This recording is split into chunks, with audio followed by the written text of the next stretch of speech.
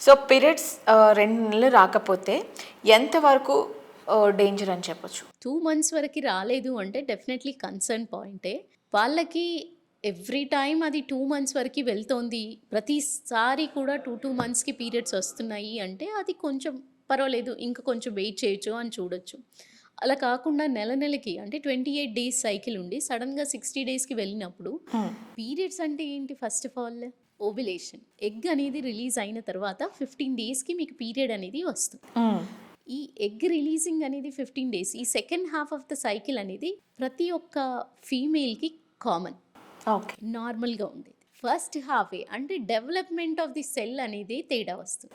So, ఇది abnormal time అవుతోంది అనంటే ఇప్పుడు 60 డేస్‌కి వచ్చే పీరియడ్ వాళ్ళకి 14 రోజున రిలీజ్ అవ్వాల్సిన ఎగ్ 45 రోజున రిలీజ్ అవుతుంది. అబ్‌నార్మలే కదా! సో, ఇంత స్టిమ్యులేషన్ అనేది ఎక్కువగా ఈస్ట్రోజన్ శాతం పెరగడము, ఎక్స్‌పోజర్ జరుగుతుంది కదా శరీరానికి. సో, ఇంత ఎక్స్‌పోజర్ జరిగినప్పుడు బ్రెస్ట్‌లో చేంజెస్ వస్తాయి. సో, బ్రెస్ట్ ట్యూమర్స్ రీసెంట్ డేస్‌లో ఎక్కువ చూస్తున్నారు కదా! అవును ma'am. Because of all these things. Okay.